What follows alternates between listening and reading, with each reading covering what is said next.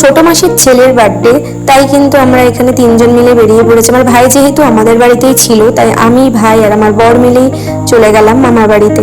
এখানে ট্রেনের জন্য ওয়েট করছিলাম, ট্রেনটা অনেকটাই লেট ছিল। পাশেই দেখলাম একটা সিঙ্গারার দোকান, আর সবাই দেখছিলাম এখান থেকে সিঙ্গারা খাচ্ছিল, তো আমরা বললাম চলো আমরাও গিয়ে খাই। আর সিঙ্গারাটা সত্যি বলতে অনেকটাই টেস্ট ছিল।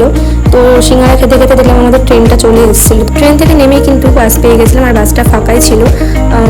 তাড়াতাড়ি বাসটা, রাস্তাও ফাঁকা ছিল, তাড়াতাড়ি চলে গেছে। আর নেমেই কিন্তু এখানে মিষ্টির দোকান থেকে মিষ্টি কিনেছিলাম। তারপরে এখান থেকে কাকুর কাছ থেকে নিয়ে নিলাম বরফ জল, আর খেতে খেতে চলে গেলাম আমার বাড়ি।